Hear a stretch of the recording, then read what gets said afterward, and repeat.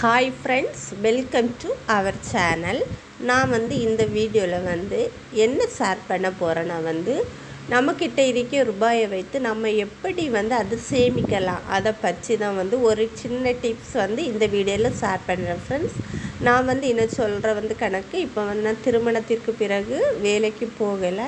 என்னுடைய திருமணத்திற்கு முன்பு நான் வேலை செய்த ரூபாயை நான் எப்படி சேவிங்ஸ் பண்ணினேன் அதை தான் உங்ககிட்ட ஷேர் பண்ணுறேன் ஃப்ரெண்ட்ஸ்.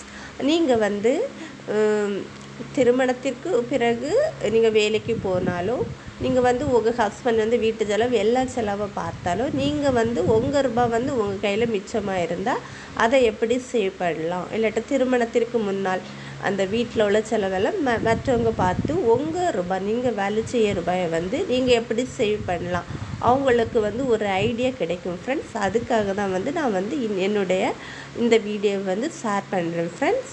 என்னுடைய திருமணத்திற்கு முன்னால் என்னுடைய சேலரி 11,000 மந்த்லி 11,000. அதை நான் எப்படி சேவ் பண்ணேன்னு இந்த வீடியோவில் சொல்கிறேன் ஃப்ரெண்ட்ஸ். நான் அதில் ஃபஸ்ட்டு சீட்டு 5,000 கொடுத்துருக்கேன். அது என்னென்னா ஒரு குழு அப்படின்னா இப்போ நிறைய வங்கி எல்லாம் உள்ள அவங்க ரூபாய் தருவாங்க. அதுவரை நம்ம மந்த்லி பே பண்ணணும். அதே போல் எங்களுக்கு எவ்வளோ கிடச்சதா 50,000 அப்படின்னா எனக்கு 50,000, என் சிஸ்டருக்கு 50,000. அந்த ஒரு குழுவில் தான் அந்த ஈசாப் வங்கி அந்த ஒரு குழுவில் தான் மேரேஜ் முன்னாடியே எங்களுக்கு லோன் கிடச்சிது. வேறு எல்லா குழுவில் மேரேஜ் போகிறதா லோன் கிடைக்கும். அந்த குழுவில் மட்டும்தான் மேரேஜ் முன்னாடி லோன் கிடைத்தது ஃப்ரெண்ட்ஸ்.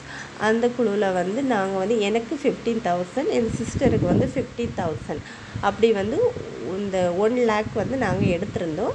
அதை மந்த்லி எப்படி பே பண்ணணும்னா 5,000 இந்த 2,500 வச்சு 2 பேருக்கும் சேர்த்து 5,000 பே பண்ணணும்.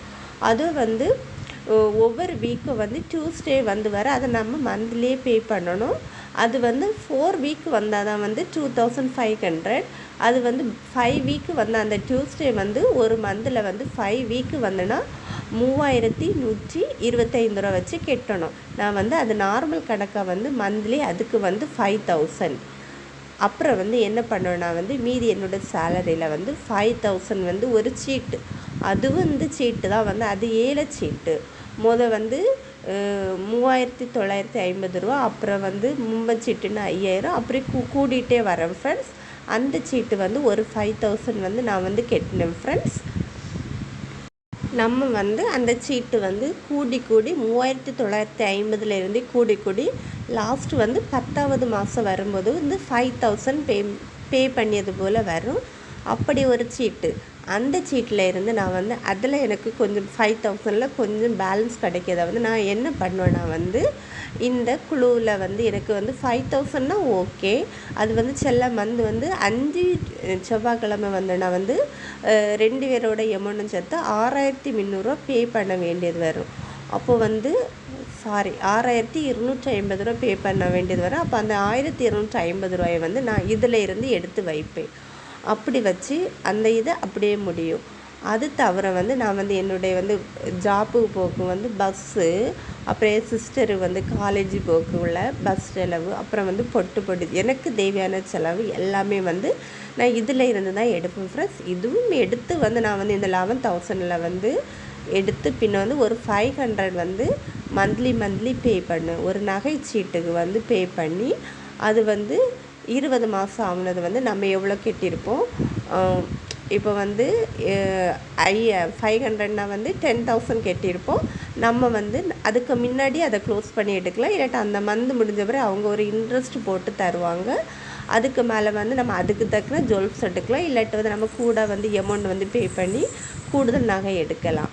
அப்படி இந்த 11,000ல் நான் இதெல்லாம் நான் சேவ் பண்ணதை அந்த 5,000 மந்த்லி கட்டியதும் குழுவில் கட்டியதும் அதுவும் நான் ஜுவல்ஸ் எடுத்தது தான்.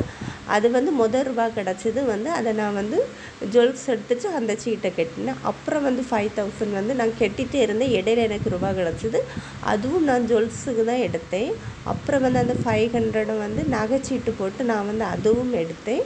அப்புறம் வந்து மீதி என்னோடய செலவு பஸ்ஸு, அப்புறம் வந்து கொஞ்சம் பொட்டுப்பொடி செலவு எல்லாமே இந்த 11,000ல் வந்து நான் வந்து கையாண்டேன் ஃப்ரெண்ட்ஸ். அதை தான் வந்து நான் உங்ககிட்ட ஷேர் பண்ணுறேன். நம்மக்கிட்ட இருக்கிற ரூபாயை வச்சு நம்ம வந்து எப்படி வந்து ஷேர் பண்ணலாம். இது வந்து நீங்கள் ஒருத்தங்களே வேலை செய்து வந்து ஒரு குடும்பத்தை பார்க்கணுன்னா வந்து இப்படி நீங்கள் சேவ் பண்ணுறது கஷ்டம்தான். ஆனால் வந்து உங்கள் வருமானத்தை வந்து யாருமே எதிர்பார்க்கல. உங்கள் வருமானம் உங்கள் கையில் தான் இருக்கும்னா வந்து நீங்கள் வந்து அந்த வருமானத்தை எப்படி சேவ் பண்ணலாம், அதுக்காக தான் நான் இந்த வீடியோவை ஷேர் பண்ணுறேன் ஃப்ரெண்ட்ஸ்.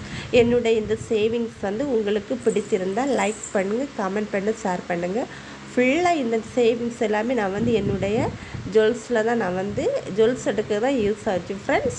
உங்களுக்கு இந்த வீடியோ வந்து யூஸ்ஃபுல்லாக இருக்குதுன்னு நினைக்கும் ஃப்ரெண்ட்ஸ். இந்த வீடியோ பிடித்திருந்தால் லைக் பண்ண, கமெண்ட் பண்ணி, ஷேர் பண்ணுங்கள். சேனலை சப்ஸ்கிரைப் பண்ணாமல் இருந்தால் சப்ஸ்கிரைப் பண்ணி சப்போர்ட் பண்ணுங்கள் ஃப்ரெண்ட்ஸ். தேங்க்ஸ் ஃபார் வாட்சிங்.